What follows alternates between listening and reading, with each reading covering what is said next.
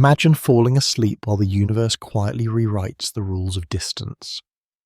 Tonight's journey drifts through warp bubbles, cosmic highways, and the deep future of a galaxy where travel reaches 10 times the speed of light, yet the night sky only grows calmer and more profound. If you enjoy drifting off to big thoughtful, what if journeys like this? Please remember to like the video, subscribe to the channel, and turn on the bell so you never miss a new cosmic sleep story. A different kind of journey begins not with a new engine, but with a new shape of space. The key idea is that a rearranged geometry of space-time can let effective travel outrun light, while every local rule still holds. In the dark disk of the galaxy, light from one ordinary star spreads outward as a soft, expanding shell. Each wavefront drifts through thin gas and dust and leaves gentle gradients of brightness around clusters and lanes. From nearby, the scene seems calm and almost still, and yet over long spans the spreading light maps a vast invisible sphere. That sphere grows at a steady pace because light keeps the same speed wherever it travels in empty space. The familiar constant becomes a measuring stick that sets what normally counts as possible distance and possible time. Farther out, star fields thin into a mottled haze, and the limit set by that constant stands like a quiet boundary for any model of motion. Interstellar distance forms the second half of the problem that this new geometry tries to bend. A single light year is about 10 trillion kilometers, and that span is easier to picture as a gap so wide that a slow ripple in an ocean-sized basin would need ages to cross it. The main disk of the galaxy stretches for about 100,000 light-years from one side to the other. A beam that leaves a star near one spiral arm takes longer than the entire story of many planetary systems to reach the far edge. In that setting, even steady, unbroken light begins to feel slow against the scale of the background. Crossing the galaxy by ordinary motion becomes like a grain of dust sliding across the full breadth of a continent under the push of a glacier. That glacier moves less than its own thickness in many years, and the grain still reaches only a tiny fraction of the total span. Everyday intuition built around hills and rivers and skies cannot hold these ratios in a single frame and starts to lose its grip on what distance and duration really mean. A new approach starts by treating space-time as something that can bend in more intricate ways than a simple arc around a mass. In many regions, the fabric curves smoothly like a wide, shallow bowl surrounding a concentrated cluster. Paths through that shape follow gentle slopes that echo familiar gravity and give predictable orbits. The new geometry adds a different ingredient that matters more for travel than for simple falling.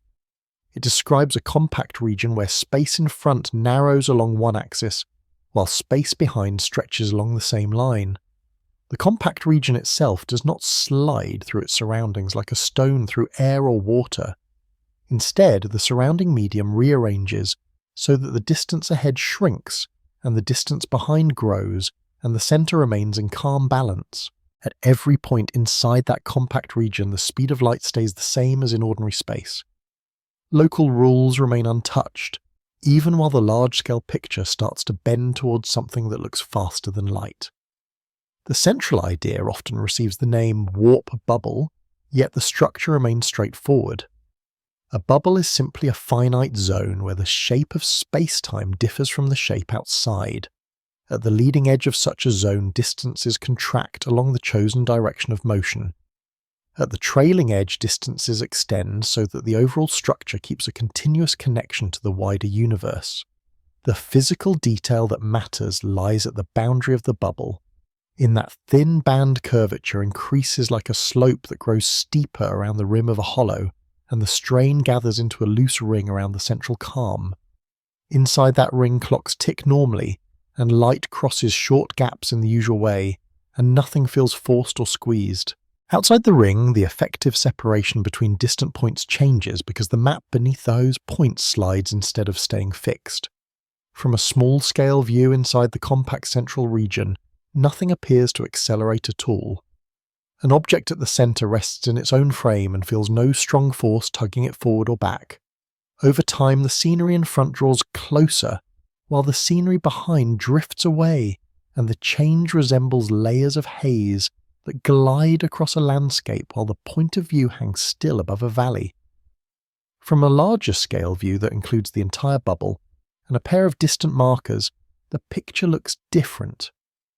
The compact region seems to race between those markers at an effective speed that can exceed the usual light limit by any chosen factor. 10 times the normal light speed becomes a question of how sharply the fabric contracts ahead and stretches behind, rather than a question of how hard anything is pushed. At these scales, the difference between local facts and global description matters as much as the difference between a single stride and an entire path drawn across a map. Locally, light still wins every short race through the space just around the bubble. Globally, the rearranged geometry shortens the track so that journeys that once demanded ages compress into spans that fit within more familiar stretches of time. This split between local and global pictures marks a clear limit of intuition.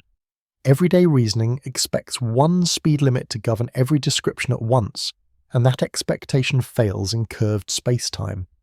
Local experiments always return the same speed of light and the same structure of nearby physics and never announce any break in the rules. Global descriptions drawn on a larger sheet allow distances to change, while those local facts remain true and begin to suggest motion that seems impossible in flat space. Observation faces its own boundary at this point because instruments can only report what happens in small neighborhoods and must then be stitched together into a broader story. When the underlying geometry changes, the stitched story can show effective motion that would look forbidden under simpler rules, while every small measurement stays well behaved and calm. At cosmic scales, this way of thinking turns interstellar travel into a question about shaping gradients of curvature instead of building ever faster engines. The real innovation in this new way of travel does not lie in a new material or a new particle, but in the recognition that motion can be redefined as the gentle sliding of space itself. That recognition opens a path from slow crossing set by light to journeys guided by geometry, and prepares the ground for detailed questions about energy stability and the faint ripples that such a bubble would send through the surrounding cosmos. The cosmic speed limit begins as a simple observation about light crossing empty space. That limit shapes every attempt to imagine travel 10 times faster than light. In a quiet region between stars, a brief flash leaves one surface of a rocky world and races outwards in every direction. Light behaves as a growing shell that touches crater rims, ice-filled valleys, and shadowed plains in turn. That shell keeps a steady pace no matter which direction it takes, or how it threads between dust grains. The constant speed of light forms the baseline that every theory of motion must respect. In modern spacetime language, this speed is the same for all observers who move at any steady pace. A drifting fragment near a ring of debris measures the same value as a distant cloud that moves across a spiral arm. No local experiment with light ever finds a different maximum. That single fact forces distance and duration to bend together rather than stay separate. The familiar idea that speed simply breaks down at these scales. A fast-moving fragment cannot chase a beam and slow it down in its own frame. Instead, time for that fragment stretches and its rulers contract so that the measured light speed stays unchanged. The number that captures this limit is about 300,000 kilometers per second. That rate is easier to picture as light wrapping around a planet more than 7 times in a single heartbeat-like interval. Over a full minute, the leading edge of a beam leaves local space behind and reaches out to cross many lunar orbits. Even so, when distances rise to interstellar scales, this astonishing speed still turns into a slow unfolding. A single light year is the distance this motion covers over an entire year of steady travel. Set against the widths of galactic arms, that year becomes a small step on a staircase with thousands of steps. At this larger scale, the speed limit feels less like a gift and more like a quiet barrier. The structure that encodes this barrier is called a light cone. A light cone is the set of paths light can take outward from one event in space-time. Near the event, the cone is narrow and close to the origin. Farther away, the cone widens into a tall shape whose sides represent the unchanging light speed. Any possible influence from the original event must lie inside that widening shape, never beyond its sloping walls. Outside the cone, no signal or material object can be reached, even given unlimited patience. This picture translates the speed limit into a geometric gate between what can and cannot be linked by cause.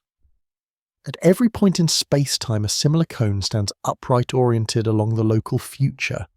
Together, the cones form a forest of overlapping structures that fill the galaxy. Each stardust grain and drifting shard sits at the tip of its own cone. Lines that stay inside the cones represent possible worldlines for slow particles and large objects. Lines that try to cross the boundary would require faster-than-light motion and are simply not allowed in the usual geometry. This geometric view handles relative motion in a way that intuition often resists. Everyday reasoning expects that if one object moves toward another, the closing speed might exceed the speed of light. In reality, each object still measures light moving away at the same constant rate to all sides. The closing rate describes a separation between frames rather than a real signal that carries information. No influence passes between the objects faster than light and the cones remain intact. The limit here concerns communication rather than the mere change of distance drawn on a distant map. Observations of high-energy particles confirm this boundary in a quiet, stubborn way. Fast protons and nuclei born in violent cosmic events rush through interstellar space at speeds extremely close to the light limit. Small differences in speed stretch their flight times over millions of years, yet none of them cross the barrier. As their speeds approach the limit, the energy needed for each additional fraction grows steeply. The curve that links energy to speed hides a singular edge that would require infinite energy to reach the exact light rate. This behavior marks a clear limit of acceleration and measurement. No known process can deliver the required energy to a particle with mass without tearing apart the environment that feeds it. In that sense, the speed of light is not simply a recommendation. It is a strict boundary woven into the structure of space-time and into the way energy and momentum relate. This boundary sets the stage for the new geometry that allows effective faster-than-light travel without breaking local rules. This way of thinking turns an abstract rule into a picture that can be adjusted. By focusing on how cones tilt and how distances reshape the problem, changes character. The question shifts from pushing single objects harder to adjusting the background they cross. On a mental diagram, the cone forest slowly leans along a chosen direction, like tall reeds bending in a gentle current. Each cone still keeps its sharp tip at a single event, while its sides remain locked to the familiar light speed. In that picture, signals still flow inside each cone at the same constant rate as before. The apparent motion that outruns light comes from how the tilted pattern threads through space-time as a whole. On small scales, the change is barely noticeable, like a slight slope across an otherwise level plane. On larger scales, that gentle tilt carries entire regions of space past one another much faster than light could run across them. This second viewpoint marks another limit of intuition, because nothing inside the pattern looks extraordinary, yet the combined effect over vast distances becomes dramatic. It shows that faster-than-light travel in this framework is really about guiding geometry instead of breaking a speed law. This way of thinking prepares a smoother path toward warp bubbles and space-time distortions that remain finite and controlled. It offers a calm reference frame for the detailed mechanisms that follow. In that frame, shapes and gradients and energy densities handle most of the work of the journey. A calm picture of space-time begins with a surface that can bend and flow. The key idea is that the fabric under every object can carry motion without pushing that object faster than light. In a small region near one star, the geometry looks almost flat, like a wide plane that stretches in every direction without any obvious slope.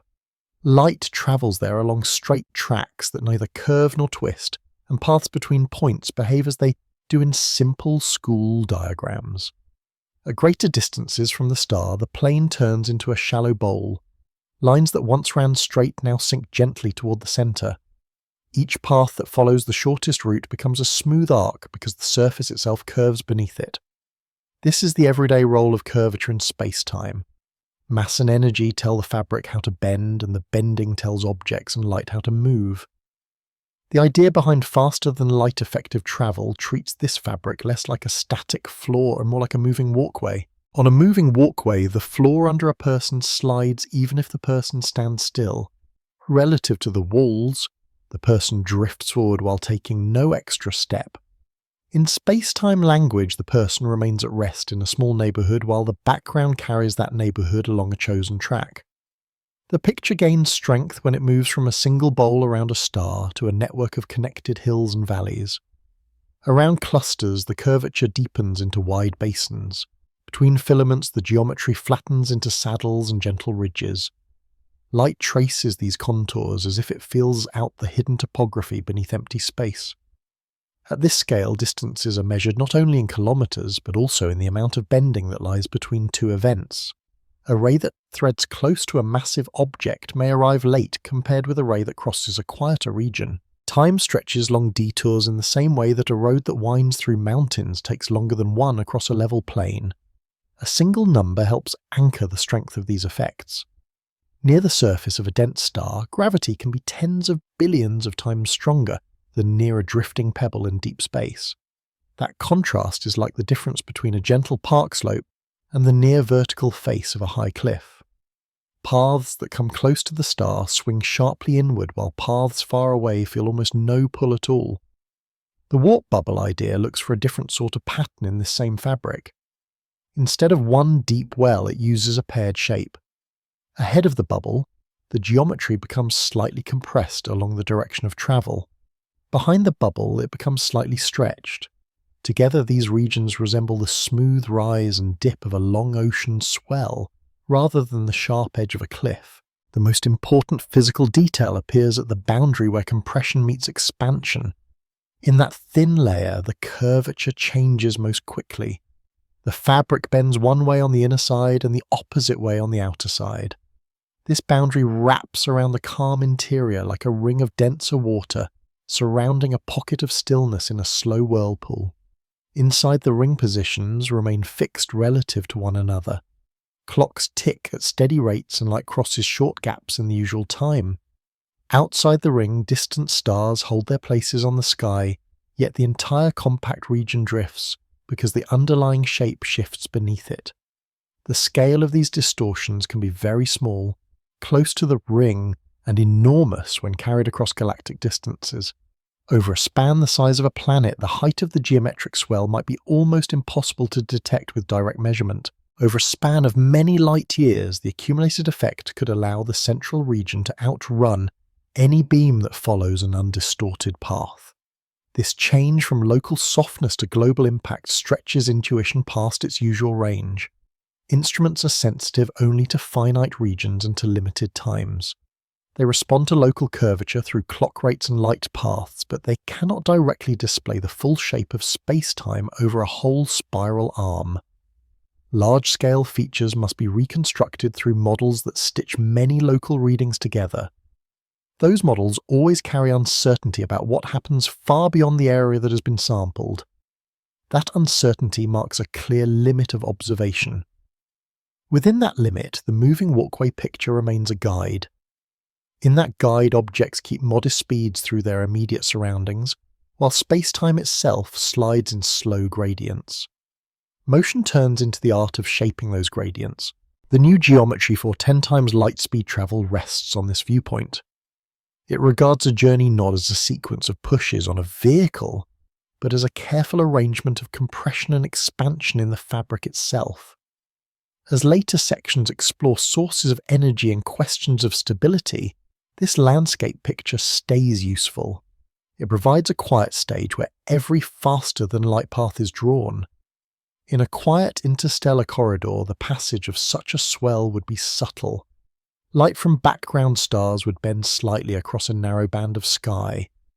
Only over long durations do path comparisons reveal the hidden transport as small delays add up. That contrast between almost perfect calm locally and dramatic repositioning globally is the central feature of this way of travelling. It turns the problem of crossing distance into the gentler challenge of shaping a wave through space-time. With that foundation in place, attention can turn to how intense such curvature must be. Further questions ask what patterns of energy could support the moving ring without tearing the surrounding fabric apart. A clearer picture of the warp bubble begins with the idea of staying still while the surroundings change. The central insight is that the bubble keeps its contents at rest as space itself shifts. Imagine a compact region shaped roughly like a rounded capsule suspended in interstellar darkness. Around it, the star field forms a slow carousel of faint points against the black. Within the capsule, every point stays fixed relative to every other point so that no internal drift appears. Distances inside remain constant and clocks tick together in quiet agreement. Light crosses the interior along straight tracks and reaches opposite sides in ordinary times. From this interior view, nothing looks like a vehicle pushing against the medium outside. The warp pattern works through a layered structure in the space-time around the capsule. Along the leading side space is squeezed slightly, so that coordinate distances shrink in front. Along the trailing side space is stretched so that coordinate distances grow behind. These regions do not form hard walls. They blend through gradients where the curvature slowly increases to a peak and then falls away again. The physical detail that matters lies in those gradients. The highest curvature sits in a ring that wraps around the capsule like a bright collar of tension in an otherwise transparent sea. Inside that ring, the geometry is almost flat. Outside it, space-time returns to its usual gentle background shape, shaped only by distant stars and diffuse matter. This ring is the active zone where compression and expansion balance to move the bubble. A warp bubble can be described as a compact region of nearly normal space-time carried along by a moving pattern of curvature. In simple terms, the geometry in front is pushed together, and the geometry behind is pulled apart. The capsule drifts because the coordinates of distant points slide around it. In that sense, the bubble resembles a section of carpet that glides across a floor when the edges are pushed and pulled. Every point on the carpet block keeps its neighbours while the block as a whole changes location. The numbers that describe the thickness of the active ring can vary widely between designs. In some models, the ring spans no more than a few tens of meters from inner edge to outer edge. That distance is similar to the height of a tall cliff that rises sharply from flat ground. Over that span, the curvature grows from near zero to its full value and then returns to background. On the scale of the galaxy, this narrow band is almost invisible. It forms a thin necklace around a point's size compared with the long spiral arms. The scale shift from meter-wide rings to tens of thousands of light-years of possible travel is one of the most striking features of the idea. At close range near the ring, the warp shows up through the way light rays bend. A beam that approaches from ahead tilts toward the compressed region before it meets the capsule. Rays from behind spread slightly as they traverse the expanded zone. Together, these bends draw a pattern of gentle arcs around the ring. On a larger map, the effect is to shorten the route between two distant regions. The bubble cuts across fewer coordinate intervals because those intervals slide under it. Effective speed can exceed the speed of light simply because the track becomes shorter, rather than because anything outruns light across a fixed track. Intuition resists this distinction because everyday motion happens against backgrounds that feel rigid. Floors and fields and air rarely rearrange themselves in ways that carry resting objects across long distances. In curved space-time, the background itself is dynamic. It responds to energy and pressure and can host waves and moving distortions. This flexibility sets a clear limit on simple mental pictures. Models must track how distances between far-separated points change over time rather than assume a permanent grid. Observational limits enter as well. Instruments only sense local features of geometry through clock rates and the paths of nearby light. They cannot directly trace the full shape and motion of the bubble on galactic scales. Much of the behaviour must therefore be inferred from solutions to the space-time equations. Those solutions carry uncertainties about extreme curvatures and exotic energy densities. This forms a boundary on current measurement and marks where theory reaches beyond direct test. Within that boundary, the picture of a capsule carried by moving fabric remains consistent. At any instant, the interior region is small compared with the vast distances it can cross. It may span perhaps a few hundred meters from side to side like a smooth boulder suspended in a deep pool. Across that modest width, the geometry is nearly indistinguishable from flat space. Across journeys of many light years, the same region can reposition itself again and again without exposing its contents to strong acceleration. Travel time that once matched centuries of steady motion can fall towards spans comparable to a single year. The effective factor of 10 in speed is encoded not in local velocities but in how often the bubble can reshape the path between start and finish. A key micro payoff in this framework is that the bubble protects its interior from violent forces. No shock front presses against the leading surface. No drag from surrounding matter acts on the contents directly. All stress concentrates instead in the ring where curvature is highest. That ring behaves like a flexible but strained band that stores and releases geometric energy as the bubble moves. The main visual anchor is the image of a rounded capsule wrapped in a glowing torus of distortion against a star field that slowly shifts. Stars ahead seem to drift outward along curved tracks as the capsule approaches. Stars behind gather inward before sliding away along opposite arcs. Throughout this process, the capsule interior stays calm. Time flows gently and distances remain steady.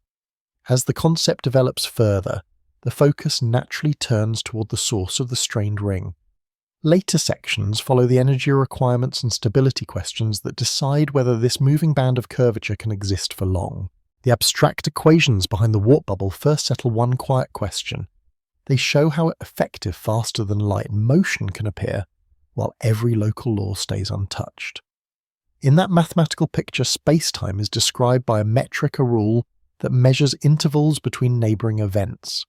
Changing the metric means changing how distances and durations relate, even if nothing inside a small patch moves in any unusual way. The warp design adjusts this rule so that space ahead contracts and space beyond expands along a chosen axis. The bubble then tracks a path through the galaxy as if carried by an unseen pattern in the numbers. A helpful way to picture this metric change is as a long strip marked with stars and nebulae. When the strip lies flat, moving from one mark to another demands sliding along the surface step by step. When parts of the strip are pushed together, the marks draw closer without any motion across the material itself.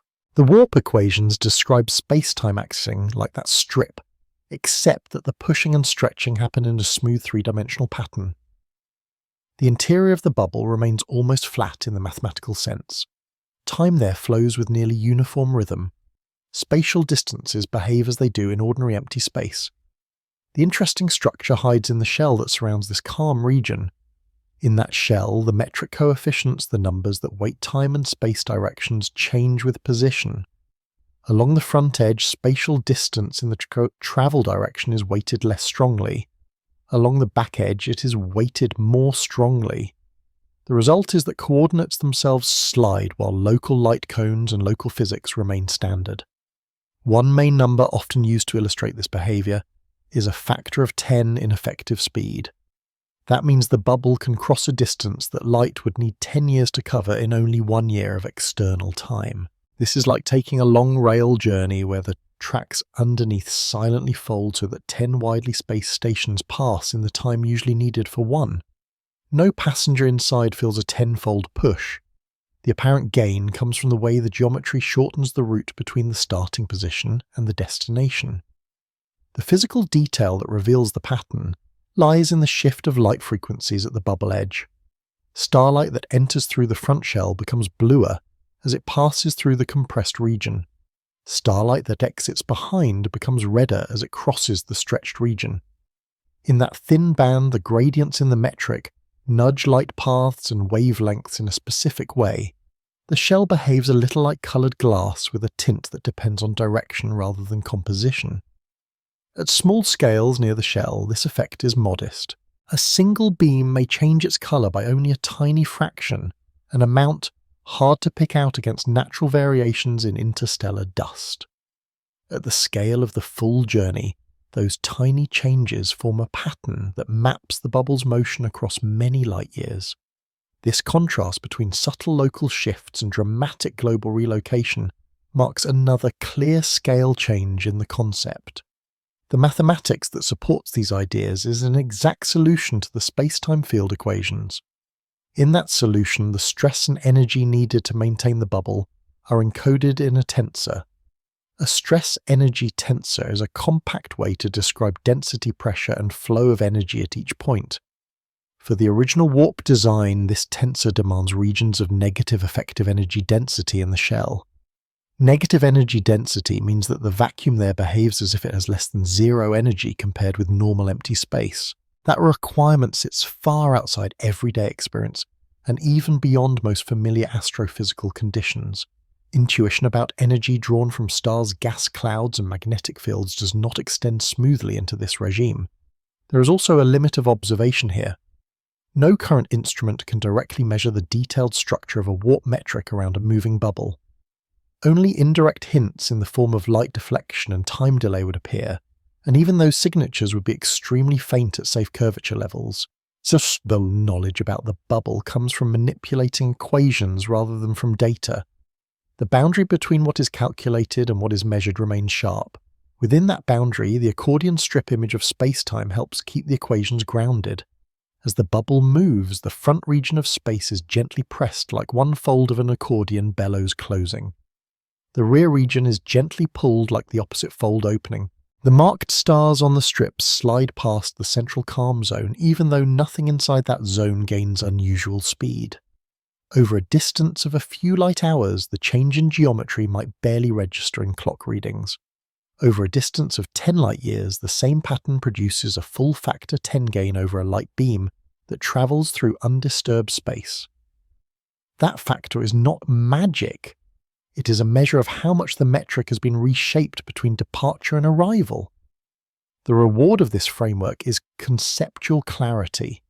The bubble does not cheat the local speed limit. Light still defines the sharp edge of every small cone. The bubble simply changes how those cones are arranged in relation to distant markers. It rearranges the book of space-time so that widely separated pages touch at their corners for a brief time.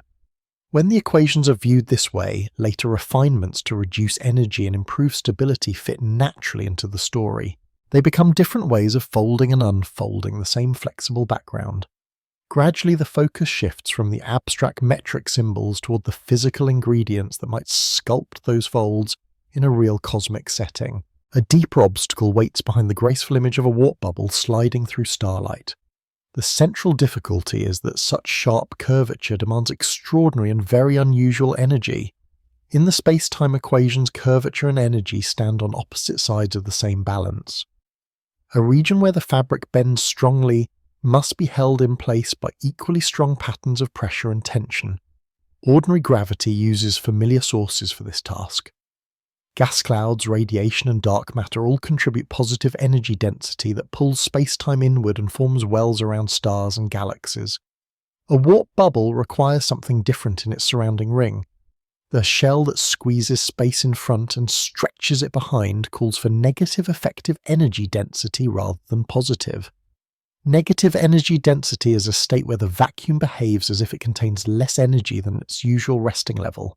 Instead of adding weight to space-time, it lightens a region and lets the fabric curve in the opposite direction. This requirement already moves far beyond everyday experience with matter and light. At the scale of the bubble, the negative energy must occupy a thin shell that wraps completely around the calm interior. The physical detail that matters is how concentrated that shell needs to be. In early calculations, the active ring is only a few meters thick around a bubble that might be tens of meters across. All the exotic stresses sit in that narrow band like tension, stored in a tight belt that hugs the middle of a smooth sphere. Inside the belt, space-time is almost flat and quiet. Outside, it returns to the gentle curvature set by distant masses. The energy budget for this belt is what turns the idea from elegant to daunting. When researchers convert the needed curvature into total energy, the first numbers reach extreme scales. In simple estimates, the required negative energy could rival the mass energy of a star. That means shaping the shell would demand an amount of energy comparable to all the light and heat a sun-sized star releases over its full life. The comparison converts a silent ring in deep space into a cost that stretches across billions of years of stellar burning. This is where a new analogy becomes helpful. The energy requirement resembles a long mountain ridge that towers between two valleys. The warp bubble sits at one side hoping to cross. To complete a journey, the ridge must be lowered stone by stone until a pass appears. The earliest designs place the ridge so high that even galaxy-scale processes struggle to remove enough rock.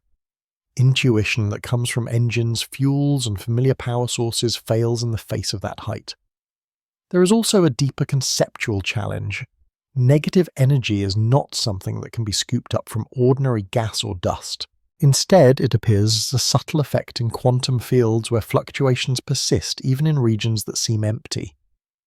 In certain arrangements, boundaries confine these fluctuations and force them into uneven patterns. Some modes of vibration are allowed while others are suppressed, and the imbalance creates a patch that behaves as if it holds less than the usual vacuum energy. At very small scales, this phenomenon has measurable consequences. In narrow gaps between reflective surfaces, a tiny force appears that nudges the surfaces together. The effect is weak and requires careful instruments and controlled conditions.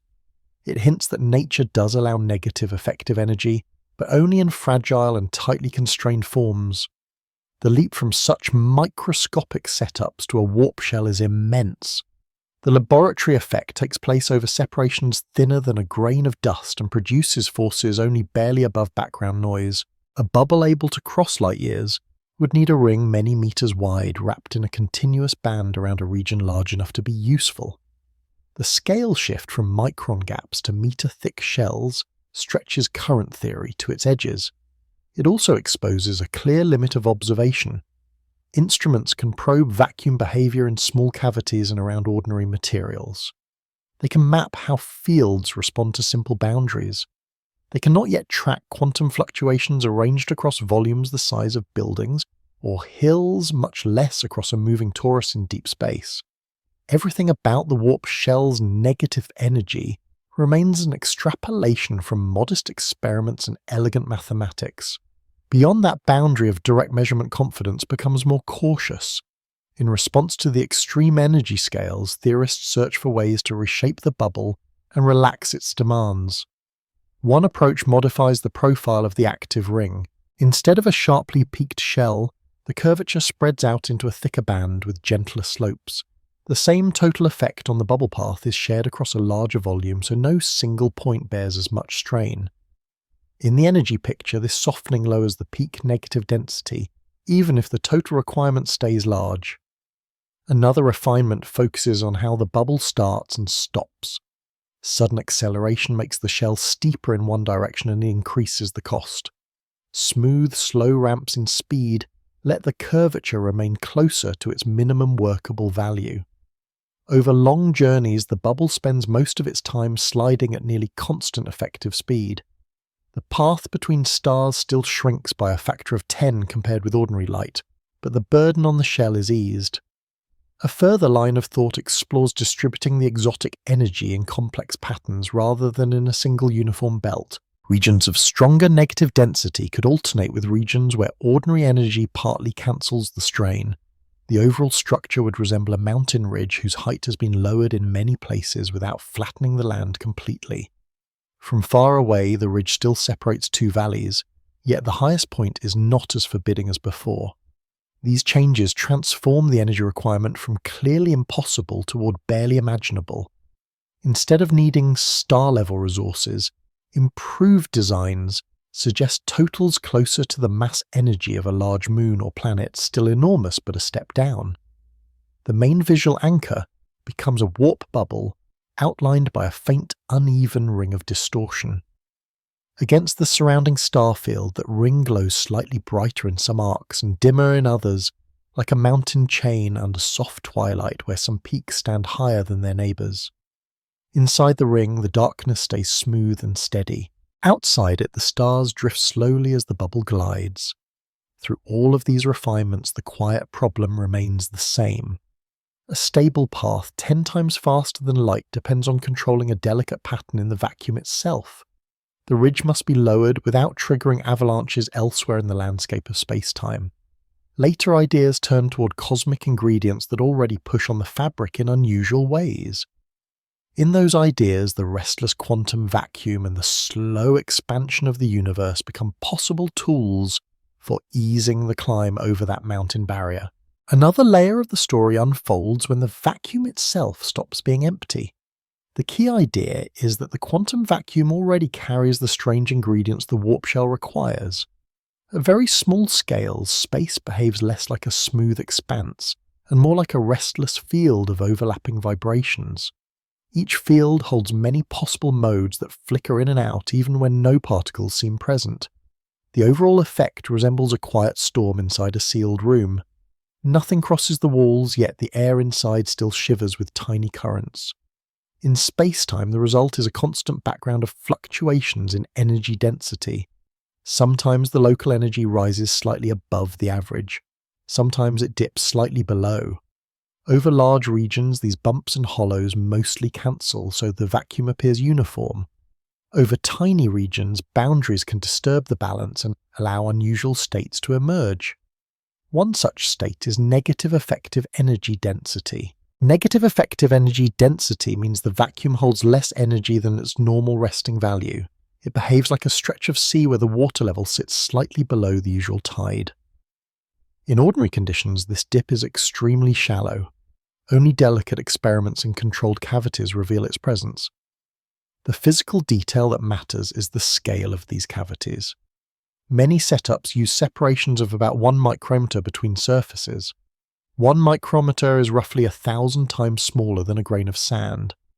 In that narrow gap, the allowed quantum modes of the fields become restricted. Long wavelength ripples no longer fit between the boundaries. Shorter ripples still fit, but not in the same mix found outside the gap. The imbalance between inside and outside creates a pressure difference that gently draws the boundaries together. This effect shows that negative energy density is not forbidden by the laws of physics. It arises naturally when fluctuations are filtered by geometry. At the same time, the effect highlights a scale problem. The strength of the negative energy falls rapidly as the distance between boundaries grows. Over gaps much larger than the micrometer range, the pressure becomes vanishingly small. The warp shell needs negative energy spread across a ring many meters wide and wrapped around a bubble that may be even larger. The shift from laboratory cavities to cosmic shells spans many orders of magnitude in size. That shift forms a clear scale change in the concept. A micrometer gap occupies a region smaller than a dust grain. A warp ring must carry structure across distances that rival the height of tall cliffs. Extending the same mechanism across this gulf is not a simple matter of repetition. Quantum field theories describe how fluctuations behave, but they rely on approximations that hold best near-known scales. Pushing those theories into regimes with very strong curvature and large engineered regions of negative energy stretches their reliability. This is where a limit of intuition and a limit of observation meet. Instruments only measure small cavities with simple shapes. They record pressures and forces at modest separations and map how fields respond to static boundaries. They do not yet probe situations where the boundaries themselves ride on a moving spacetime wave. Beyond those tested conditions, models must extrapolate. The uncertainty in that extrapolation defines a boundary in current understanding. Inside that boundary, the picture of the vacuum as a dynamic reservoir remains useful. The quantum fields can be thought of as a vast orchestra of modes. Each mode contributes a small note to the total energy. Boundaries act like selective walls that muffle some notes and allow others to resonate. When more notes are suppressed than enhanced, the remaining sound level drops below the usual background. Translated back into space-time language, the energy density dips. The analogy for the warp bubble becomes a vast organ of fields where carefully placed partitions create regions of hushed tone. The warp ring would be a circular corridor of extra quiet vacuum surrounding a calm central chamber. In that corridor, the negative effective energy helps bend space-time outward instead of the inward. At a detailed level, the warp design must specify how each field contributes to this corridor. Some fields may provide negative energy in certain configurations, Others may resist and add positive energy that partially cancels the effect. The balance between them determines whether the corridor can reach the depth needed for significant curvature. The main visual anchor in this section is a dark spherical region enclosed by a faintly shimmering band of vacuum. Around that band, the quantum fields form intricate standing patterns like overlapping ripples frozen into a glassy surface. Tiny peaks and troughs march around the ring in a repeating lattice. From a distance in the interstellar night, the band appears as a thin halo that bends starlight ever so slightly. Inside the halo, space-time is nearly flat. Outside it, the fabric relaxes back to its gentle galactic contours. This image captures both the delicacy and the reach of the construction. The band is thin compared with the bubble it surrounds, yet its influence extends across many light years through the path it shapes. The payoff in this viewpoint is a more concrete sense of what supports the warp shell. It is not an abstract symbol in an equation, but a carefully arranged imbalance in the vacuum orchestra. Every region of suppressed fluctuation lowers the local energy level and contributes to the outward bending. Every region of enhanced fluctuation lifts it and works against the design. The successful bubble would be one where the pattern of boundaries and fields keeps the negative regions connected in a continuous ring. That pattern must remain stable as the bubble moves and as curvature interacts with the quantum modes. Small disturbances could drain the negative energy or break the ring into patches. Later sections turn to how such stability might be achieved. They consider whether the large-scale behavior of the universe, including its slow expansion driven by dark energy, can be coaxed into acting as a quiet partner for this quantum flotation ring. Some versions of the warp concept begin not with a single shell, but with a landscape of tiny distortions. The central idea is that a large bubble can emerge as the smooth average of countless microscopic bends in space-time. At very small scales, the fabric no longer resembles a uniform sheet. It looks more like a mosaic floor made from many individual tiles. Each tile represents a small patch where the geometry is slightly different. Some tiles sit a little higher, some lie a little deeper. When viewed from far above, the floor appears almost level. When viewed from close range, the edges between tiles form a complex network of ridges and hollows. In space-time language, these ridges and hollows are minute pockets of curvature. A pocket where the fabric curves one way can act like a tiny well for light. A pocket where it curves the opposite way can act like a tiny hill. Light that crosses a well lingers for a little longer than in flat space. Light that crosses a hill arrives a little earlier. The differences are small, but they are real. The warp bubble picture uses this mosaic view to imagine a new kind of construction. Instead of carving a single deep groove around the bubble, it distributes the task across many micro pockets. Each pocket contributes a small piece of the required distortion. Together they sum into the smooth ring that carries the bubble. At the smallest end of the scale, the relevant patches might span distances far below an atomic radius. At that level, space-time looks less like a continuous surface and more like a froth of transient dimples. A dimple is a tiny region where the metric briefly bends, then relaxes. Most of these dimples appear and vanish without leaving lasting patterns. The speculative step suggests that with the right arrangement of fields, some of them could be guided into a more organized lattice. In that lattice, neighboring dimples would line up so their effects reinforce along certain directions. The physical detail that anchors this picture lies in the boundaries between dimples. Along each boundary, the gradient in curvature reaches its peak. The metric changes most quickly there. That is where light paths bend the most and where vacuum energy densities depart farthest from their average values. These boundaries form narrow ridges on the mosaic floor. In a fully developed warp shell, those ridges would align into a continuous loop around the bubble. A simple number helps convey the density of this structure. Imagine that each square meter of the shell contains about 1 billion microscopic patches that participate in the pattern. 1 billion separate elements is similar to the number of grains of sand in a small dune piled beside a dry channel. No single grain shapes the dune yet, their combined slope determines how wind and light cross the surface. In the same way, no single micropocket sets the curvature of the warp ring. The sum over many pockets defines the final shape. The scale shift from individual patches to the full bubble is gentle when seen step by step. A cluster of dimples forms a slightly distorted region only a few millimeters across.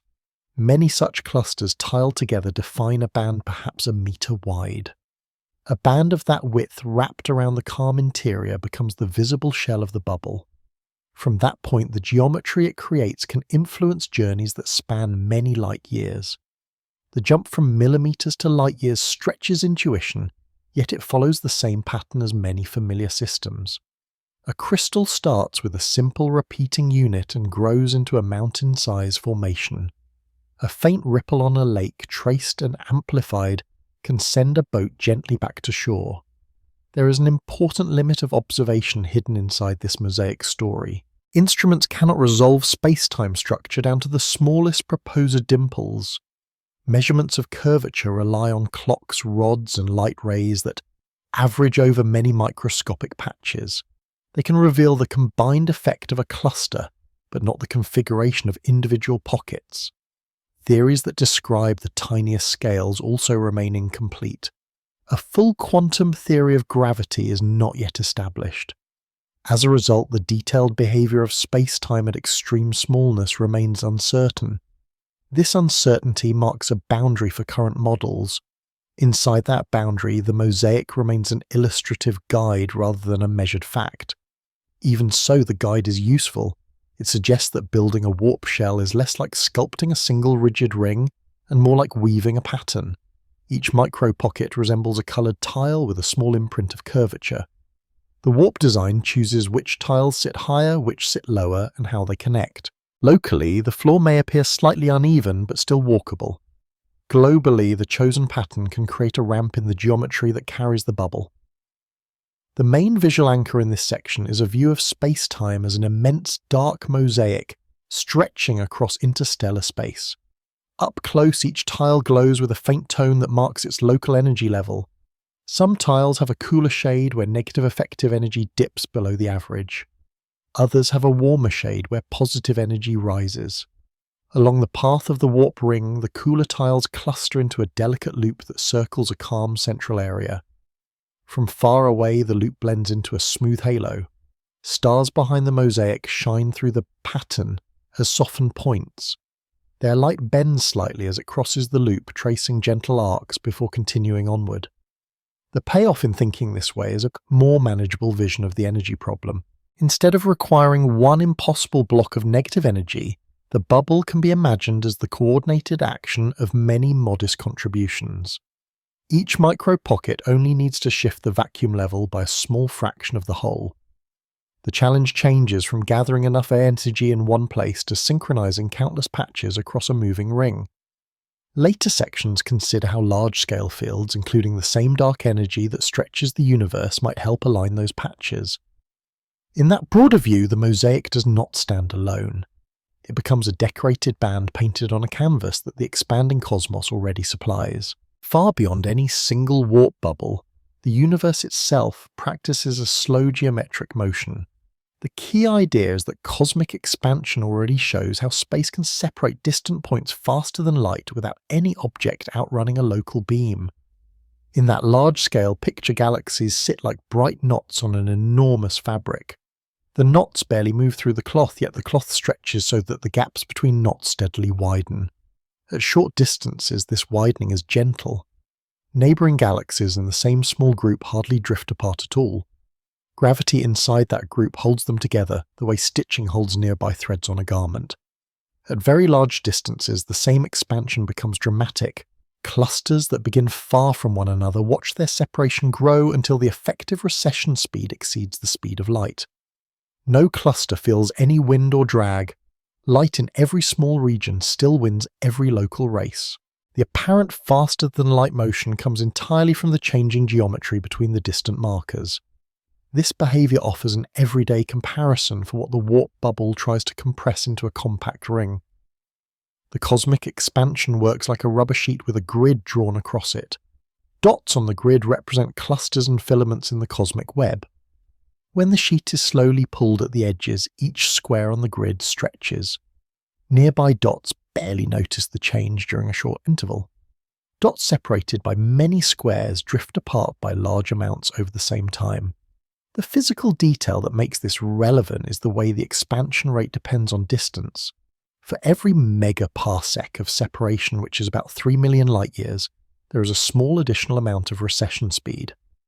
A helpful anchor is that 3 million light-years is roughly the gap between the main galaxy and a small group, and a thin companion system on its outskirts. Add many such gaps together along a single line, and the accumulated recession can easily pass the speed of light. Here the analogy with the warp bubble becomes clear. The bubble aims to create a miniature zone where the rate of effective separation across its front and back far exceeds the usual cosmic value.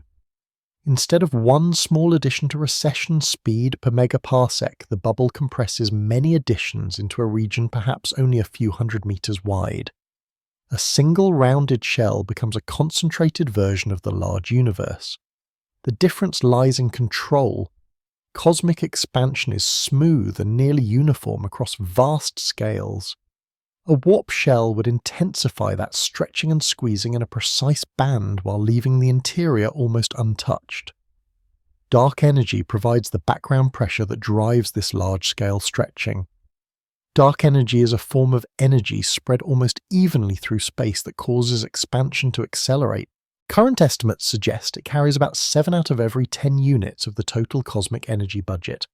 That share is similar to mixing a drink where more than 2/3 of the volume comes from one ingredient that has no colour or flavour yet dominates the final effect. In the universe, this ingredient pushes space-time outward with a kind of constant negative pressure. Regions between large clusters feel this pressure most clearly. Over billions of years, their separations grow faster and faster. This slow but steady push shows that space-time can be coaxed to expand not only around localized masses, but also between almost empty regions. The warp concept explores whether a small deviation from this background behavior can be tied into the shell. In principle, a bubble could be arranged so that the negative pressure inside its ring reinforces the ambient dark energy along the direction of travel. Instead of building the entire effect from scratch, the shell would lean on the existing expansion like a surfer catching a gentle swell rather than creating a wave from still water. The main visual anchor is a segment of the cosmic web drawn on a faintly luminous cloth. Thick filaments link bright knots where clusters gather. In between lie wide, dark voids. Over time, the cloth stretches. Filaments become longer and thinner. Voids widen like quiet bays between peninsulas. Along one narrow track across this cloth, the warp bubble's ring adds an extra pull and push. The grid squares under the ring lengthen faster than neighbouring squares. Ahead of the ring, the spacing of clusters increases. Behind it, the spacing relaxes to the baseline rate. Through this band, the bubble rides, carried by both its own curvature and the general tide of dark energy. The payoff in this view is that the enormous energy involved in cosmic acceleration no longer sits entirely apart from the warp problem. It becomes a background resource. The bubble still needs intense local modifications but no longer fights the global flow. Yet this viewpoint also exposes a clear limit of observation. Dark energy is not detected through direct sampling in a laboratory. Its presence is inferred from how distant galaxies brighten and dim as they move along the expansion, and from how large-scale structures grow over cosmic time. Measurements rely on light that has travelled for billions of years, and on models that connect brightness distance and geometry. Small changes in those models can shift the inferred properties of dark energy. That dependence creates a boundary in current knowledge. The exact nature of dark energy, including whether it is truly constant, remains uncertain. Any attempt to harness or shape it for a warp shell must therefore rest on incomplete information. Within this limit, the idea of a bubble tied to cosmic expansion stays conceptual. It acts as a bridge between what the universe already does and what a future geometry might localize. At small scales inside the bubble, time flows steadily, distances stay fixed, and light crosses the interior in ordinary fashion.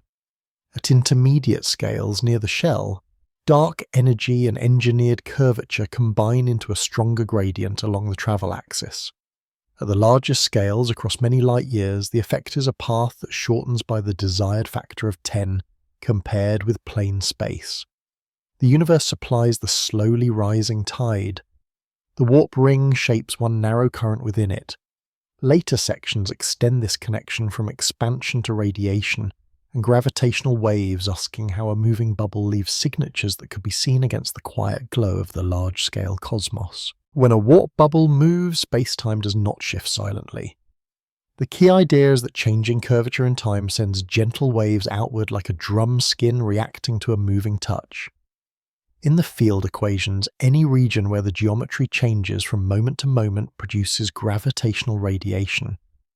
A gravitational wave is a travelling disturbance in space-time that slightly stretches and squeezes distances as it passes. Nearby points move very little, yet the pattern carries energy away across enormous reaches. In a quiet corridor between spiral arms, a passing wave would alternately lengthen and shorten the gap between two cold dust grains. The change might be no more than the width of an atomic nucleus across a distance of many kilometers, but it would be real. A warp bubble that starts, turns, or stops must therefore shed some of its energy into these waves. The shell around the bubble is the active zone in this story. Its ring of curvature does not remain fixed in shape or position. When the bubble accelerates, the gradients along the front and back sharpen in one direction and soften in the other. These time-dependent changes are the moving touches on the drumskin of space-time. The main physical detail comes from how the ring twists. Parts of the shell where curvature is strongest act as sources of quadrupole radiation. A quadrupole pattern alternately stretches space-time along one axis, while compressing it along a perpendicular axis. As the ring shifts, that pattern rotates and propagates outward as a wave. One simple number helps anchor the strength of these waves. If a bubble crosses a distance of 1 light year, while changing its speed by a factor of 10, the total gravitational radiation might carry away the energy equivalent of a large asteroid. That is similar to converting a mountain-sized body of solid rock entirely into wave energy spread over a sphere 1 light year wide. At the location of the bubble, the effect appears as a modest drain on the exotic energy stored in the shell. Far away it arrives as a barely noticeable shiver in space-time. This process creates a new scale shift in the picture. Close to the shell, the warp structure dominates. Curvature there is large compared with the gentle background fields from stars and gas.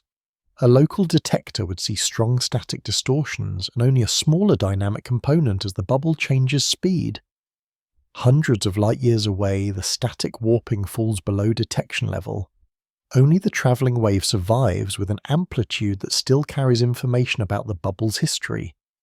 The universe becomes a medium where past journeys leave faint rings like circles, spreading across an otherwise calm pond, long after a single stone has sunk. There is a clear limit of observation woven through this story. Present detectors that measure gravitational waves rely on changes in distance over many kilometers that are smaller than a proton radius. They respond to mergers of massive compact objects that release huge bursts of wave energy. A single warp bubble, even one using enormous resources, would radiate far less strongly than such mergers. Its signal could fall below the noise created by countless ordinary astrophysical sources. The limitation is twofold. Instrument sensitivity sets one boundary. Background confusion from overlapping waves sets another.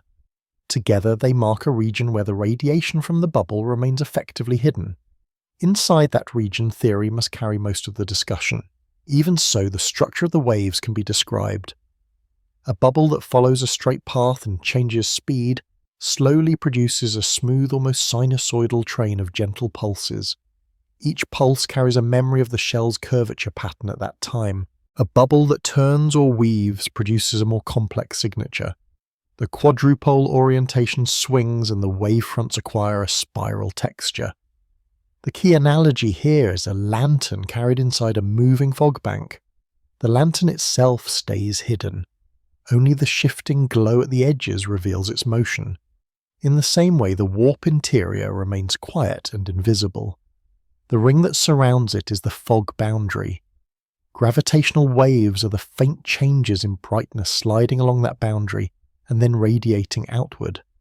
The main visual anchor is a view of the bubble's path drawn as a faint line across a dark stellar backdrop. Around the line, a series of translucent shells expand slowly. Each shell is a gravitational wavefront. The shells are not rigid spheres. They are slightly flattened along some directions and stretched along others, forming gentle ellipsoids that grow with time. As they pass through a distant star field, they cause tiny shifts in the apparent spacing between stars, first widening one pair of directions, then tightening another, always by minuscule amounts. Over millions of years, many such paths and shells could crisscross a region. The cumulative effect might leave the background gravitational field slightly rougher than before. Curvature that was once almost perfectly smooth would gain a faint texture like the surface of glass that has cooled under a breeze. This long-term accumulation hints at a quiet cost of frequent warp travel. Even if each journey conserves energy overall, the bubble redistributes some of it into waves that never return. The spacetime drum slowly gathers many overlapping tones. For practical travel on galactic timescales, this leakage acts as a design constraint. A bubble that aims for 10 times light speed without losing too much energy to radiation must change its motion gently. Sharp starts and stops raise the amplitude of the waves and waste more energy. Soft ramps in acceleration keep the drum strokes light and the emitted shells thinner. The reward is a longer useful range for the same stored exotic energy. At the same time, gently varying motion makes the warp journey more stable. Sudden changes can introduce internal stresses in the shell and risk breaking the delicate balance of negative and positive energy densities. Smooth profiles reduce these stresses. In that sense, gravitational waves are both a messenger and a guide. They reveal how the bubble has moved and also suggest how it ought to move to remain efficient. As the narrative widens, this radiative landscape connects to navigation. Paths that minimize energy loss form quiet corridors through space-time. Later sections will treat those corridors as the first hints of a map where lanes of low curvature cost begin to link neighbouring stars and outline a future network of warp-supported routes. Once warp travel becomes repeatable, the surrounding galaxy stops feeling like a featureless sea. The key idea is that curvature cost and background structure gradually carve preferred lanes, turning empty interstellar space into a quiet network of routes. In the raw geometry, any point can host a bubble, and any direction can serve as a heading. In practice, the energy price of bending spacetime is not uniform. Some directions cross dense clouds, strong gravity gradients, or tangled wave fields. Others thread through calmer, thinner regions where the warp shell can slide with less strain. Over time, those easier paths begin to resemble channels in a wide tidal flat. Water technically can cover every part of the sand. Returning flows choose certain grooves more often, deepening them a little more with each pass. Around a single star, warp-friendly lanes first appear as narrow arcs that avoid thick bands of dust and strong gravitational wells from companion objects. In those arcs, the interstellar medium is a little more rarefied, and background curvature changes more gently from place to place. The physical detail that matters here is the gradient in total energy density across each candidate path. Where gas radiation and dark matter combine into steeper gradients, the warp shell must work harder to maintain its shape. Where those gradients relax, the shell can keep the same effective speed with less exotic tension. On small scales, this difference may look minor, a shift of only a few % in required negative energy along one track versus another. On larger scales across dozens of light years, those savings accumulate. A route that follows a gentle corridor instead of cutting straight through a complex region can demand far less total energy over the full journey.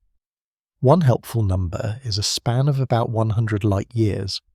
That distance is the amount light covers in a century. In ordinary motion, it represents a barrier far beyond any slow drift driven by gravity inside a local group. With a bubble set to travel 10 times faster than light, the same span compresses into roughly 10 years of external time. That 10-year scale is comparable to the time a large storm system takes to reshape a wide desert, shifting dunes and filling shallow basins. For a warp network, 100 light-years becomes a natural step size. It is long enough to link multiple stellar neighborhoods, yet short enough that a single crossing still fits into a modest fraction of many cosmic processes. At this level, the emerging lanes form something like a branching pattern of shallow channels in a vast dry estuary. Some channels connect close pairs of luminous stars, others run between dense clusters and quiet void edges. A few extend outward to touch the first reachable streams near the next spiral arm. The main visual anchor is an overhead view of a spiral arm segment drawn as a dark sheet sprinkled with countless points of light. Between those points, faint narrow bands glow a little more softly than the background marking the warp corridors. They wind and fork like pale channels across a wide tidal flat at low water thin near isolated stars and thicker, where routes merge near rich clusters. Around the corridors, the rest of space stays completely dark. Nothing prevents a bubble from travelling across it, but the energy cost there is higher.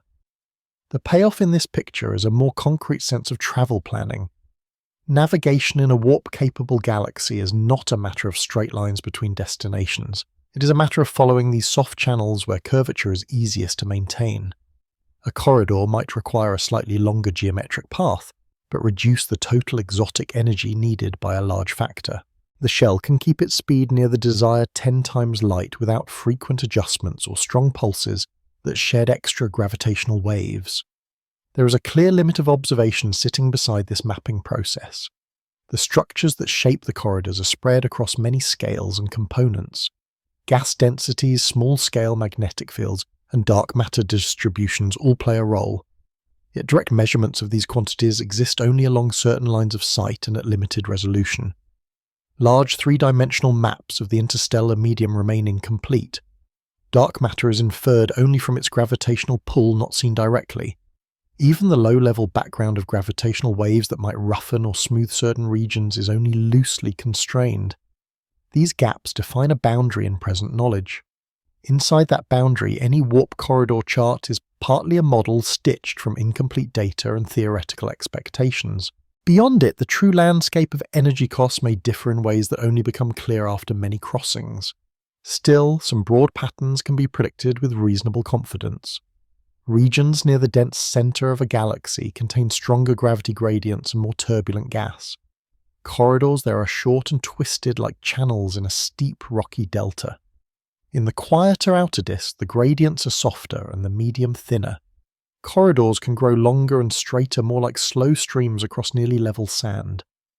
In the wide gaps between spiral arms, the sparse environment supports broad, gently curved routes that link distant neighborhoods with relatively low curvature cost. A bubble traveling from one quiet outer region to another might therefore follow a path that briefly dives inward along a short, efficient channel, then swings back out along a long arm corridor. The sequence is not unlike a route that uses a short, narrow channel to reach a main waterway, then follows that larger channel for a long distance before turning aside again.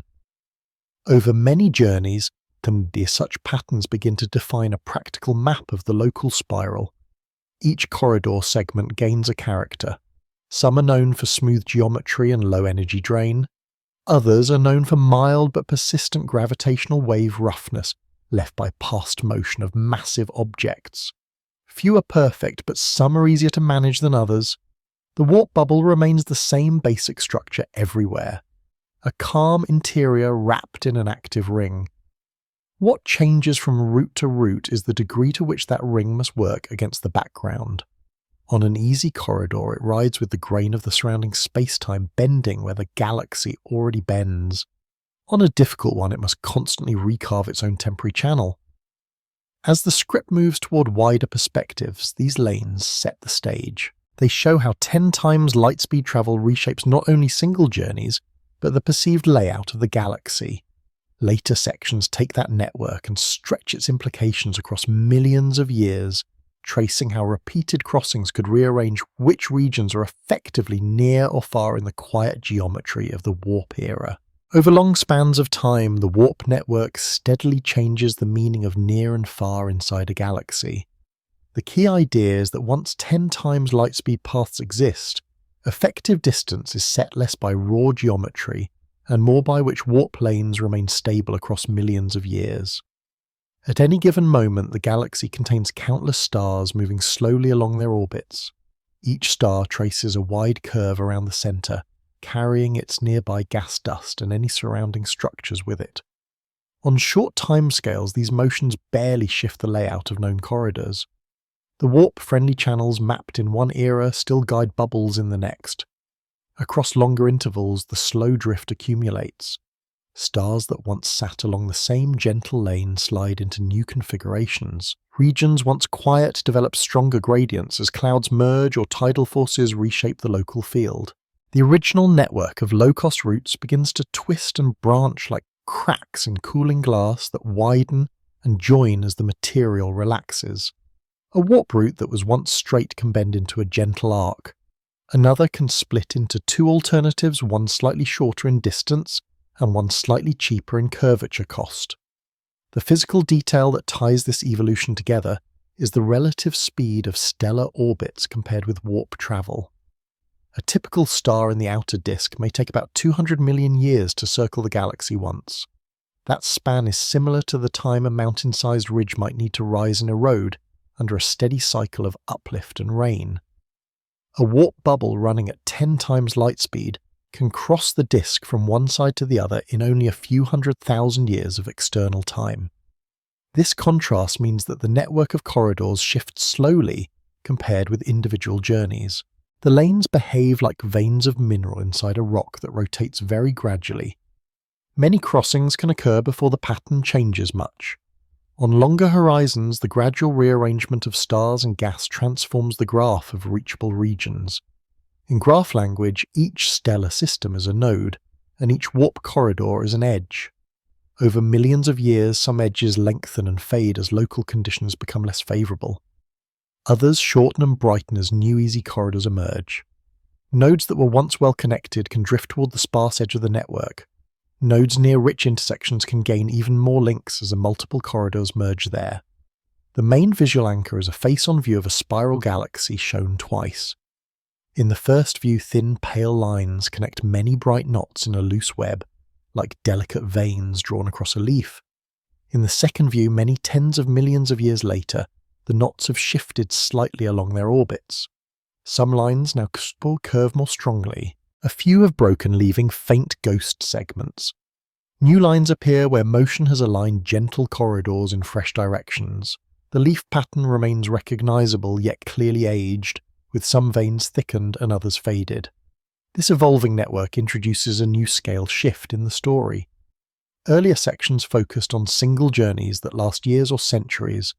Here, the timescale extends to tens and hundreds of millions of years.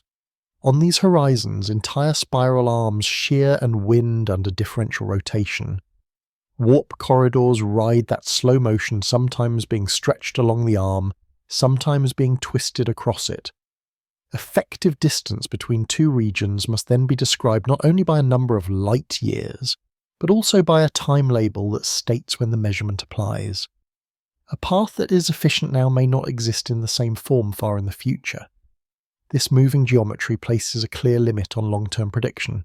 Present maps of gas-dark matter and curvature come from observations that sample only one thin slice of time. Telescopes can trace motions and estimate orbits, but these measurements carry uncertainties that grow when extrapolated across many galactic rotations. Turbulent events such as the infall of a giant cloud or the quiet merging of a small satellite system can alter local gradients in ways that were not forecast. The boundary of reliable knowledge lands well before the era when many corridors will have rethreaded themselves. Beyond that boundary, the future warp network is constrained only in broad outline. Despite this limit, certain stable structures persist and help anchor the evolving web. Long, slowly curving arm corridors remain available across many rotations, because the underlying mass distribution of the spiral arm changes only gradually. The inner regions near the galactic bar stay complex and heavily warped, discouraging large, simple routes but maintaining a dense tangle of short lanes. The outermost disk and the thin halo beyond remain sparse yet relatively smooth, allowing broad but faint corridors that connect distant outskirts. Over time, the combination of these features leads to areas that are effectively closer or farther than raw geometry suggests. Two systems separated by 3,000 light-years might sit along the same long-lived arm corridor and remain easily linked for hundreds of millions of years. Two others, separated by only 500 light-years, might lie on opposite sides of a region that slowly grows more turbulent so that their cheapest connection gradually deteriorates. In the quiet mathematics of spacetime, their coordinate gap stays small. In the practical geometry of warp travel, their effective distance grows. The main payoff of this viewpoint is a softened sense of isolation in a large galaxy. Regions that share persistent corridors belong to the same effective neighborhood, even if they lie thousands of light-years apart. Regions cut off from these lanes become distant regardless of their raw separation. The galaxy becomes a living map of connectivity shaped by both its mass distribution and its warp usage history. Each passage of a bubble leaves faint gravitational waves and subtle changes in the vacuum pattern around the corridors. Over vast durations, these small marks accumulate into a kind of memory etched into curvature. There is no need for any active record. The geometry itself holds a quiet imprint of where warp bubbles have often passed and where they have rarely gone. As the narrative moves toward its final sections, attention shifts from these internal rearrangements to the broader cosmic frame. The question becomes how an entire galaxy with its slowly aging network of warp lanes and 10 times light speed corridors fits inside the still larger expansion of the universe and its deep dark horizon, where even the fastest effective routes cannot reach. Even with 10 times light speed corridors etched across a galaxy, the large universe keeps its widest distances mostly unchanged. The key idea is that cosmic expansion and dark energy together draw a quiet boundary beyond which no warp bubble can ever send signals. In this wide picture, every galaxy group sits inside a slowly stretching region like a cluster of small islands carried apart on a rising tide. The warp network rearranges which islands within one cluster feel near or far. It does not change how the whole patch of ocean evolves compared with other distant patches. A useful concept here is the cosmic event horizon. A cosmic event horizon is a limit to future reachability. It marks the greatest distance from which light or any slower influence can still arrive, even if the universe is watched for all remaining time. Everything beyond that gentle boundary is not just far away, it is forever out of contact. The physical detail that fixes this boundary involves the competition between expansion speed and the pace of signals. Dark energy makes the expansion accelerate. As the universe ages, more distant regions recede faster than before. At some large distance, the rate of separation becomes so strong that even light emitted inward today can never cross the widening gap. A simple number anchors this idea. In standard models, the current event horizon radius is about 16 billion light-years measured from a chosen point. 16 billion years is roughly 100 times longer than the time a typical spiral galaxy needs to complete one full rotation. Comparing these two scales gives a calm sense of hierarchy. A warp bubble at 10 times light speed can cross a galaxy in a fraction of one galactic year. It can cross several nearby groups within a span shorter than one full rotation. It cannot leap beyond the event horizon because that boundary is not a place in space that can be passed. It is a moving limit set by the future behavior of expansion itself. The main visual anchor is a view of deep space drawn as a dark sphere centered on a quiet spiral group. Inside the sphere, countless galaxies glow as tiny smudges. Their light is faint but steady.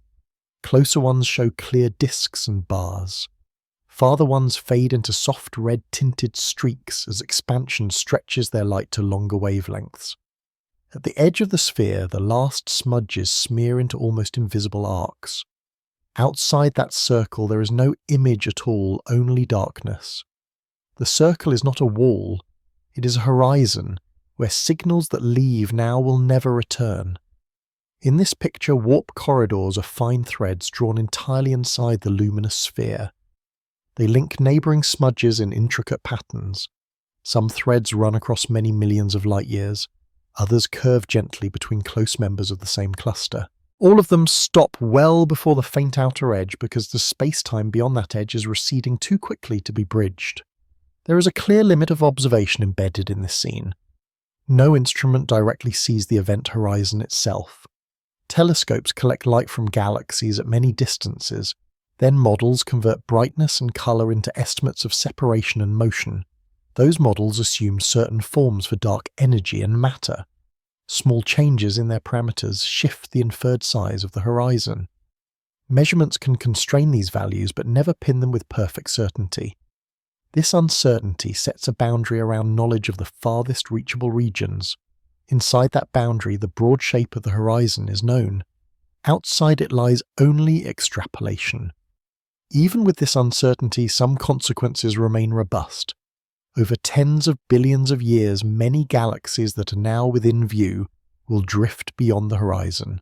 Their light will continue to arrive for a while, stretched ever further into longer wavelengths, then fade below any possible detection. Their warp networks, if any exist, will become irrelevant to the local group. No path of bubbles, no matter how efficient, can reconnect systems that have slipped beyond the horizon. A helpful everyday comparison is a lighthouse on a coast watching fishing boats at sea. Boats close to shore always remain visible when the air stays clear. Boats far away can be seen only while the haze remains thin. As the haze slowly thickens, the same light beams travel outward, unchanged, yet fewer and fewer boats stay within reach. Eventually, there is a soft boundary beyond which no boat, however bright its lamps, can be seen from the shore. In the cosmic version of this scene, the haze is not made of air but of stretching space-time. The lighthouse sits on a small galaxy group. The boats are distant galaxy clusters embedded in the wider cosmic web. Warp travel is like gliding swiftly between boats that are still inside the clear zone. The event horizon is the distance where the haze wins forever. A new scale shift emerges when thinking about the far future. On timescales of 1 trillion years, the accelerating expansion makes the event horizon shrink in terms of the number of galaxies enclosed. The local group and its nearest neighbours gradually become the entire effectively reachable universe. All other structures slip beyond the boundary. Their influence on local curvature becomes frozen into a nearly uniform background. The warp network inside the remaining island continues to operate, reshaping which stars and clusters feel close or remote. Outside the island, the web of filaments and remote clusters remains present in the full space-time, yet their light no longer reaches the island at all.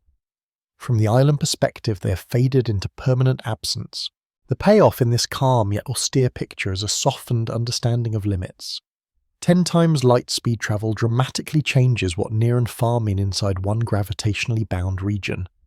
It can turn a galaxy from a large, slow archipelago into a tightly linked structure where journeys between spiral arms fit within comfortable spans of external time. It cannot erase the deeper constraints set by cosmic acceleration and the event horizon. At the largest scales, the universe still draws a quiet line around what any network of warp bubbles can ever influence. As the narrative approaches its final sections, focus will turn inward again.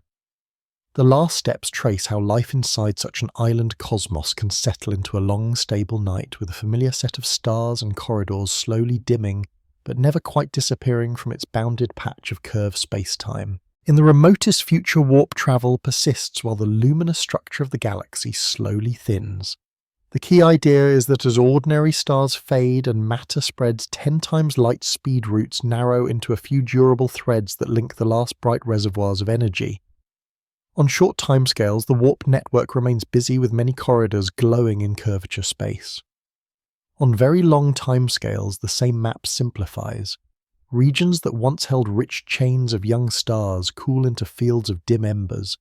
Bright blue stars disappear first. They burn quickly and leave compact remnants. Yellow and orange stars follow over longer spans, shrinking into white dwarfs that radiate gentle light from hot, dense surfaces. The physical detail that shapes this era is the distribution of long-lived remnants inside each bound group. White dwarfs and faint red dwarfs collect in the central regions of surviving clusters. They move on slow orbits inside deep gravitational wells. Their combined mass keeps the cluster bound even after most of the original luminous stars have evolved. At larger radii, the density drops. Isolated remnants drift alone through vast tracts of gas-poor space. In this setting, warp bubbles seek the densest surviving knots. Those knots hold the easiest access to remaining energy. One useful number sets the horizon for this narrative. 1 trillion years is a convenient marker for the deep future. 1 trillion years is about 100 times the current age of the universe. That ratio gives an everyday style comparison. It is similar to reading a book, then rereading it 99 more times while the room slowly cools and the lights dim. Early chapters still show vivid scenes. Later passes occur under much softer illumination. In the galactic version, early epochs are bright spirals. The late rereads are quiet clusters and dim halos threaded by a few warp-friendly lanes. The main visual anchor is a view of a once busy spiral now seen after that trillion-year span. The broad disk has faded. Only a compact central cluster and a sprinkling of distant points remain clearly visible. Around the cluster, faint arcs of slightly brighter haze mark the surviving warp corridors. These arcs curve between the last concentrated knots of mass the way pale ribbons of phosphorescent plankton drift between rocks in a deep, almost lightless sea. Outside the cluster, the background is nearly black. A few solitary remnants gleam faintly against that darkness, like single grains of salt on a dark stone floor. Warp bubbles still can reach those grains, but the cost grows higher with each journey, because the surrounding medium no longer supplies fresh energy. In this late era, the network changes character. Earlier, it behaves like a web of roads connecting many cities across a continent. Later, it becomes more like a small set of country paths linking a few quiet villages. The total map shrinks, even though the coordinate distances remain almost the same. The scale shift here moves from lifetimes of stars to lifetimes of networks. Individual warp paths may operate steadily for billions of years, while the overall pattern of available destinations changes only slowly. On the level of fundamental physics, another constraint begins to dominate. As systems radiate away their energy temperature gradients flatten. Entropy rises. Processes that depend on strong differences between hot and cold regions become rarer. Warp bubbles rely on precise arrangements of energy density and curvature. Maintaining those arrangements against a cooler, smoother background requires ever more careful management. There is a clear limit of observation in this domain. Present theories of matter and spacetime do not fully determine what happens over such extreme durations.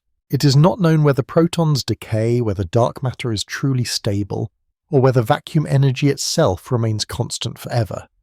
Observations cover only a narrow slice of cosmic history. Extrapolations across 1 trillion years rest on models tested over far shorter timescales. This uncertainty sets a boundary around any description of the very late warp era. Inside that boundary, some broad statements are still robust. Bound structures like local galaxy groups remain gravitationally intact. Their internal warp networks survive though simplified. Radiation continues to stream outward from slowly cooling remnants. The last bright objects are not massive young stars, but merging compact bodies and rare delayed events in dense cores. Warp bubbles adjust by treating these dense cores as hubs. Corridors run from one core to another across a landscape where almost nothing lies between. The main analogy for this stage is a chain of lanterns suspended in a vast cavern whose walls steadily retreat into darkness. Early on, the cavern is crowded with glowing points. Paths between lanterns pass close to many others. Gradually, most of the lights go out. A few remain hanging in the middle of a widened emptiness. Ropes between them sag slightly but still hold. Paths now trace long arcs between only a handful of steady sources. In space-time, the lanterns are compact clusters in a dark halo. The ropes are the final warp corridors. Near each lantern, the curvature gradients remain manageable because many remnants share their mass. Between them, the geometry is almost flat and cold. Inside that flatness, a warp bubble still forms its ring, compresses the effective distance and glides along at 10 times light speed relative to local light. The difference is that arrivals become rare and widely spaced in time. Energy spent to maintain the shell cannot easily be replaced. The payoff of this quiet picture is that even as the universe cools motion through, it remains structured. 10 times light speed travel does not end abruptly. It tapers following the dwindling pattern of accessible gradients. Corridors shorten, routes consolidate, yet within a bound island of matter, there is always another arc to trace another slow journey between long-lived remnants, as long as some energy difference survives to shape the ring. As the script approaches its final section, attention turns from geometry and networks to a softer view of this late cosmos. The last part rests inside a single bound region under a deep, steady night where familiar stars have gone and only a sparse, enduring pattern of lights and invisible corridors remains. In the final view, the warp-shaped galaxy rests inside a calm, bounded night. The central idea is that 10 times light speed travel settles into the quiet structure of space-time itself, becoming less a disruptive innovation and more a gentle part of how distances are experienced inside one lasting island of matter. Around the centre, a loose family of clusters still orbits slowly. Their shapes soften as stars cool and remnants drift into smoother patterns. The old spiral traces are nearly gone. Only faint gradients in density hint at where arms once curled through the disk. Warp corridors remain as softly favoured paths through this almost even medium. They no longer slice through crowded neighbourhoods of hot stars. They thread between long-lived remnants and thin gas, following the mild curves of a mature gravitational field. The main visual anchor is a side-on view of the bound group suspended in darkness. A few concentrated knots of light glow near the centre like small embers resting inside a wide bowl of shadow. Between them, delicate arcs of slightly brighter gloom mark the last efficient warp lanes. These arcs do not blaze, they show as subtle bands where starlight and background glow are just a little thicker than elsewhere. Beyond the bowl, only the faint grain of distant background radiation remains smooth and nearly featureless across the sky. Inside the group, the typical separation between bright knots spans tens of thousands of light years. That span is still immense in raw geometry, yet a warp bubble gliding at 10 times light speed can cross it in only a few thousand years of external time. A few thousand years matches the time many stars spend in a quiet phase between more active stages. In that comparison, the journey feels like a single sustained note inside a much longer piece of cosmic music. The analogy of music provides a useful way to think about the mature network. Early epochs resemble a complex rising passage. Many tones start and end in rapid sequence. New harmony form as fresh stars ignite and corridors open. In the late epoch, the composition resolves into a small steady chord. Only a few tones remain held for a long interval in a stable blend. Warp corridors are the relationships between those tones. They do not jump suddenly. They drift slowly as the underlying mass distribution continues its quiet evolution. A clear scale shift runs through this scene. Earlier sections move from single light years to spans of entire galaxies, then onward to horizon-sized distances and trillions of years. Here the focus returns to a region that fits comfortably in one gravitationally bound group. Within this frame, every relevant timescale stretches far beyond any single orbit or cycle, yet remains far shorter than the time needed for expansion to erase the group entirely from any broader map. The warp network defines an intermediate scale where the shape of accessible routes matters more than the raw age of the universe outside. There is also a gentle limit of observation present in this final perspective. No observer within the group can measure the entire future behavior of dark energy or the ultimate stability of vacuum structure. Instruments can track background radiation count remnants and map local curvature with great care. They cannot look ahead through the true future and confirm whether new fields will appear or whether present constants will drift. Every description of the farthest times carries this uncertainty. The mature warp era must therefore be drawn with soft edges rather than sharp predictions. Inside those soft edges, some robust facts still anchor the picture. Bound matter remains gathered into a finite region. Its internal geometry stays curved enough to keep remnants together. Warp bubbles can still form rings where energy gradients allow. They can still compress effective distance along selected paths, maintaining 10 times light speed motion relative to ordinary rays of light outside the shell. The difference from earlier epochs lies mostly in what such motion means. It no longer connects vibrant star-forming arms, it connects long-lived, slowly cooling reservoirs of matter that change only very gradually. One more visual anchor helps fix this feeling. The group can be pictured as a cluster of softly luminous stones resting on a dark lake. Each stone has a faint halo where light reflects off thin mist close to its surface. Long, smooth ripples of curvature glide between the stones. They do not break the water, they simply adjust the time needed for a phase front to pass from one halo to another. Warp travel rides those ripples without stirring the wider lake. In this late universe, the main payoff of 10 times light speed travel becomes quiet continuity rather than rapid expansion. It allows the remaining structures inside the bound region to stay mutually reachable across spans that would otherwise feel absolute. It lets information energy and influence move gently across the island, even while the greater cosmos cools and recedes beyond any practical horizon. The network of corridors thus acts as a final layer of cohesion laid over the long history of gravity and light. Step by step, the story has moved from tight local fields around individual stars to the large-scale web of galaxies then, to the even larger framework set by cosmic expansion and its horizons. Along the way, the same principle repeats in different forms. Geometry and motion together decide what counts as near or far fast or slow reachable or forever separate. 10 times light speed travel does not replace that principle.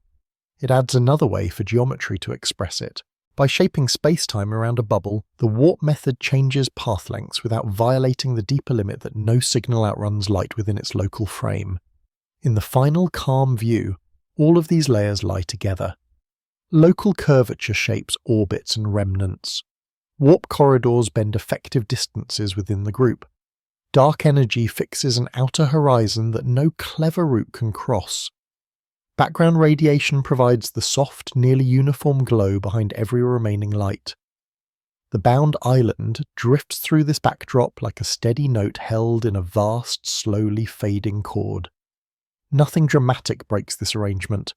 There is only gradual cooling, gradual smoothing, and the long patience of geometry.